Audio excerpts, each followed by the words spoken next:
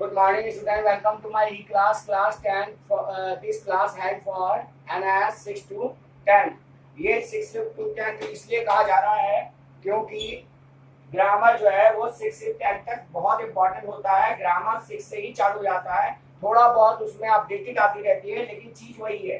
पहले पिछली क्लास में मैंने आपको ये कहा था कि हमें जो है अपनी भाषा की तरफ भी ज्यादा ध्यान देना चाहिए।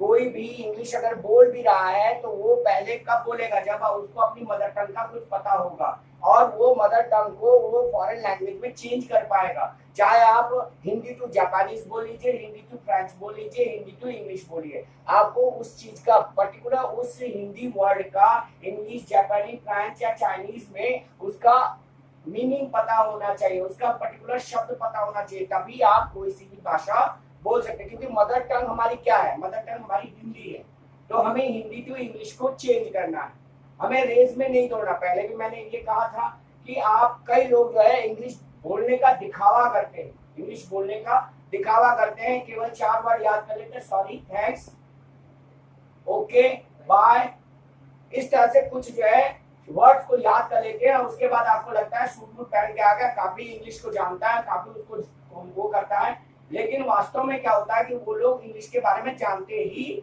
नहीं है। क्यों? कि अगर जो है वास्तविक इंग्लिश को अगर जानते हो तो वो प्रॉपर्ली उस इंग्लिश को बोल भी सकते हैं। यहाँ पे स्पीकिंग इंग्लिश और ग्रामर इंग्लिश में बहुत डिफरेंस भी माना जाता है। स्पीकिंग इंग्लिश क्या है कि इसमें टेंसेस का ध्यान नहीं रखा जाता, जबकि जो है राइटिंग इंग्लिश में आपको ग्रामर का ध्यान रखना बहुत जरूरी होता है। राइटिंग इंग्लिश में जो भी चीज आप लिख रहे होते हैं उसको बंदा पढ़ सकता है, उसकी जो है टेंसेस की मिस्टेक्स को निकाल सकता है, इस बात का ध्यान रखना। आजकल जो इंग्लिश के पेपर हो रहे हैं उसमें भी एक कॉन्सेप्ट ये रखा गया है, राइटिंग सेक्शन। आपको पता होगा बी सेक्शन, बी जो है वो आपका राइटिंग सेक्शन, चाहे वो आप कोई से भी बोर्ड में चल जाए इंग्लिश पेपर में, जो आज मैं इसके बाद में आपसे डिस्कस करूंगा, कोई भी पेपर में चले जाएं, चाहे वो NIS के में जाएं, चाहे वो CBSE में जाए, चाहे ICSE बोर्ड में जाएं, उसमें जो है सेक्शन बी जरूर आता है। सेक्शन बी जो राइटिंग सेक्शन का होता है, राइटिंग सेक्शन का मतलब होता है चाहे वो मैसेज हो, चाहे वो नोटिस हो, चाहे वो लेटर हो, चाहे वो ऐसे हो, उसको अपने आप ही क्रिएट करना पड़ता है। जो बच्चा जितनी अच्छी तरह से क्रिएट कर पाएगा वो उतने ही नंबर कमा के ले जाएगा। मीन्स क्या है कि हर चीज तो आप याद कर नहीं सकते, कितनी चीजें याद करेंगे? लेटर्स हजारों है, नोटिस काउंटलेस है, ऐसे काउंटलेस है, तो जितने भी काउंटलेस हैं उनको कहां तक याद करेंगे? इसका मतलब क्या है कि आपको हिंदी टू इंग्लिश कन्वर्ट करना चाहिए या पड़ेगा। जैसे हम हिंदी बोलते हैं तो हिंदी टू इंग्लिश, बंगला बोलते हैं बंगला टू इंग्लिश, महाराष्ट्रियन बोलते हैं महाराष्ट्र टू इंग्लिश, ये होनी चाहिए हमें। मैंने बहुत सारे लोग जो हाई पोस्ट में हैं, जो अच्छी अच्छी पदवी पे हैं और वो CA रख सकते हैं, तो वो उस इंग्लिश को उस हिंदी में कन्वर्ट कर लेते हैं, माने हिंदी में ही लिख लेते हैं। ऐसा भी होता है, लेकिन आप तो PA रख नहीं सकते ना। तो उस कंडीशन में आपको क्या है कि इस चीज का याद होना बहुत जरूरी, कन्वर्ट टू इंग्लिश। तो आज हम बात करेंगे कि पहले जो है अफर्मेटिव की एक क्लास हो चुकी है आपकी, आज नेगेटिव की क्लास इसमें ली जाएगी। टेंसेस में नेगेटिव माने सेंटेंस का नेगेटिव, और यूज क्या है? To be, is, am, are, was, were, इस चीज का इस्तेमाल करते हुए। जैसे प्रेजेंट डेफिनिट टेंस में फॉर्मूला का पहले ध्यान रखिए कि पहले होता है सब्जेक्ट। सब्जेक्ट मींस क्या हुआ? सब्जेक्ट मींस क्या? कर्ता। सब्जेक्ट मींस क्या? कर्ता। देखिए आवाज आनी चाहिए, पता चलना चाहिए कि हाँ क्लास चल रही है। सब्जेक्ट मींस कर्ता plus is, am, are use of present के लिए है। प्रेजेंट माने जैसे कि मैं अभी ये क्लास ले रहा हूं तो ये प्रेजेंट है। क्या है ये? प्रेजेंट है। भाई आप ऑनलाइन हैं, आपकी आवाज बहुत दूर तक जाएगी, आपको बहुत लोग सुन रहे हैं, तो आप अपनी आवाज को पहुंचाने की कोशिश करें जिससे लोगों को ये पता चले कि जो है आपको किस तरह से पढ़ना चाहिए। केवल दिखावट नहीं है, केवल सर्टिफिकेट लेने से काम नहीं चलता। और हम NIS वाले जो मेहनत कर रहे हैं वो हम पूरी तरीके से अपने को झोंक देते हैं पढ़ाई में, अपनी प्रॉपर नॉलेज इकट्ठा करते हैं। प्लस नॉट, नेगेटिव है, negative means not, negative means not plus object. Object means क्या हो गया? कर्म, कर्ता क्रिया कर्म, हिंदी में होता है कर्ता क्रिया कर्म, तो वही चीज होगा subject plus is, am, are plus not plus object. अब आते हैं यहाँ पे दूसरी बात, जब है जो भी शब्द है, कई शब्दों का आपको डिक्शनरी वर्ड याद होना चाहिए। आज की बढ़ती हुई टेक्नोलॉजी में हमारे पास मैनुअल डिक्शनरी के अलावा ई डिक्शनरी भी होती है। अगर कोई बात नहीं है कि आपको नहीं आता है, कोई प्रॉब्लम नहीं है। अगर आपको धनी की जो स्पेलिंग चाहिए तो हिंदी टू इंग्लिश कन्वर्ट की बुक में चल जाइए, अपने आप आपको डिक्शनरी में पता चल जाएगा। धीरे धीरे करके वो शब्द याद होते चले जाए, क्योंकि आप अपनी मेहनत से करें। जैसे वे धनी नहीं है, धनी मीन्स रिच, पैसे वाले, धनी मीन्स पैसे वाले। धनी का मतलब क्या? पैसे वाला, जिसके पास पैसा है वो धनी है। तो वे धनी नहीं है, तो दे आर नॉट रिच। दे क्या हो गया? सब्जेक्ट, इज एमआर का यूज हो गया, नॉट का यूज हो गया, फिर ऑब्जेक्ट आ गया रिच।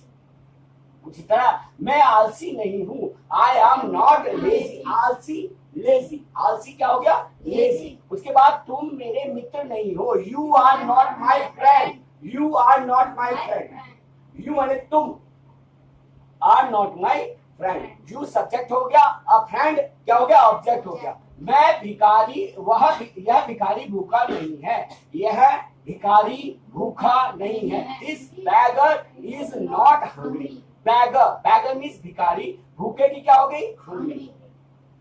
भूखे की क्या हो गई? हंग्री। तो अगर सपोज कीजिए कि आपको कोई शब्द नहीं आ रहा है तो आप ई डिक्शनरी में जाकर भी उसको ढूंढ सकते हैं, और यही 4 सेंटेंस में आप पता नहीं अनगिनत सेंटेंस बना सकते हैं। जब आप हिंदी टू इंग्लिश को कन्वर्ट करना सीख जाएंगे तो आपको किसी भी पैराग्राफ, किसी भी लेटर, किसी भी ईमेल, किसी भी डायलॉग्स को पूरा करने में कोई प्रॉब्लम नहीं आएगी। इसका फायदा और क्या है? सेक्शन ए, पेपर का जो सेक्शन ए होता है जिसमें अनसीन पैराग्राफ्स होते हैं, उनको भी पढ़कर आप उसकी हिंदी को आसानी से समझ के क्वेश्चन के आंसर आसानी से और बिल्कुल ठीक ठीक दे सकते हैं, अंदाजे से नहीं देंगे। Number 2, past tense. फॉर्मूला देख लीजिए, subject plus was verb plus not plus object. Object तो इसमें क्या है? मैं शहर में नहीं था, मैं शहर में था, पास्ट टेंस था, जो चीज बीत गई है। जैसे ये आज ये इस टाइम पे क्लास चल रही है 11 बजे, ये कल अगर हम बात करेंगे इसके बारे में तो हम था में करेंगे। क्या करेंगे? था। पास्ट, पास्ट माने बीता हुआ। पहले तो हमारे दिमाग में ये होना चाहिए कि पास्ट का मतलब क्या है। पास्ट माने बीता हुआ, तो इसमें यूज क्या होगा? Was were. हेल्पिंग वर्ब कौन सा आएगा? वाज वर आएगा। मैं शहर में नहीं था, I was not in the city, I was not in the city. वे क्रोधित नहीं थे, दे were not angry.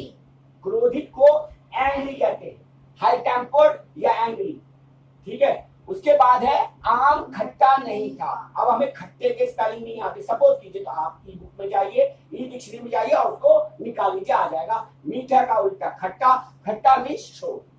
The mango was not sure. The mango, mango single है इसलिए वहां वाज आएगा, मैंगोज लग जाएगा तो वहां वर आएगा। The mango was not sure. तुम कक्षा में नहीं थे, you were not in the class. तुम कक्षा में नहीं थे, में in the class, you were not in the class. Clear हो गया होगा आपको? यू वर, यू माने बहुत सारे, इसको प्लूरल में माना जाता है यू को, इसलिए वर। आप कहेंगे मैं सिंगुलर हूं, लेकिन यू को प्लूरल में ही माना जाता है, इसलिए वहां पे वर का यूज किया जाएगा। उसके बाद फ्यूचर टेंस। फ्यूचर टेंस का मतलब भविष्य काल, जो भविष्य में होने वाली चीजें, माने गाही के कल क्या होगा उसके बारे में है। अब उसमें जो है 2 तरह के जो है हेल्पिंग वर्ब लगाए जाते हैं, पहला विल और दूसरा शैल। विल और शैल। फ्यूचर टेंस का फॉर्मूला देखिए, subject plus will shell plus not plus object. Subject plus will shell plus not. अब शैल का यूज क्या कहाँ होता है? जैसा कि मैंने आपको कहा था जब मैं असर्टिव सेंटेंस करा रहा था, तो आई और वी के साथ शैल का यूज किया जाता है और बाकी के साथ विल का यूज किया जाता है, शायद आपको पता होगा।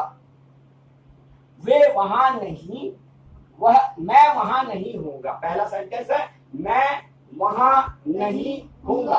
आई शैल नॉट बी देयर। आई के साथ शैल का यूज हुआ है, आई शैल नॉट बी देयर। अच्छा, अगर इस सेंटेंस को इस तरह से कहा जाए कि मैं वहां अवश्य नहीं होऊंगा, माने उसमें जो है सेंटेंस में डेफिनेटली आ जाए मैं वहां अवश्य नहीं होऊंगा, तो वहां पे ऑपोजिट हेल्पिंग वर्ब का यूज किया जाए, शैल की जगह विल का। अगर आप गलती से विल लगा देते हैं तो वह निश्चित हो जाता कि मैं वहां होऊंगा ही नहीं, गारंटीड नहीं होऊंगा। गारंटेड नहीं होगा। I will not be there means मैं वहां अवश्य नहीं होऊंगा। आप चाहे वहां जाओ या ना जाओ, मैं वहां अवश्य नहीं होऊंगा। अगर अपोजिट हेल्पिंग वर्ब का यूज कर रहे हैं तो उसी तरह तुम कक्षा में नहीं होगे, you will not be in the class. कक्षा में, in the class, you will not be in the class.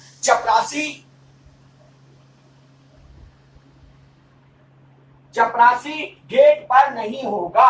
अगर चपरासी गेट पर अवश्य नहीं होगा, इंक्वायरी चल रही है, तो आपका जो है विल की जगह क्या आ जाएगा, शैल हो जाएगा। The peon will not be at the gate. अगर peon will not be at the gate हो रहा है तो चपरासी गेट पर नहीं होगा, और चपरासी अवश्य गेट पर नहीं होगा तो क्या होगा,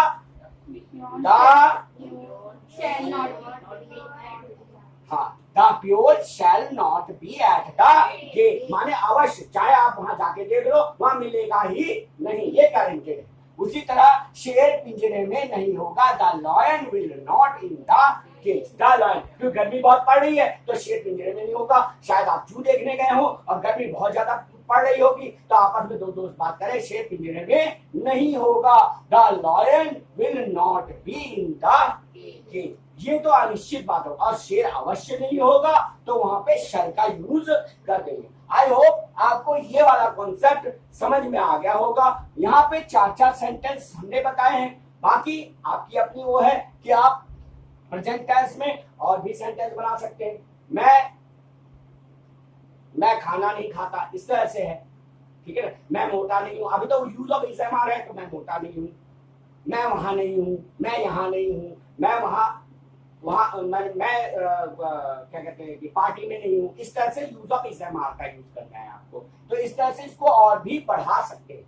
अब इसके अलावा अब जो है आपसे बात होगी कि पेपर्स, जो आप लोग पेपर्स देने बैठते हैं, कई लोग ये सोचते हैं कि हम पेपर्स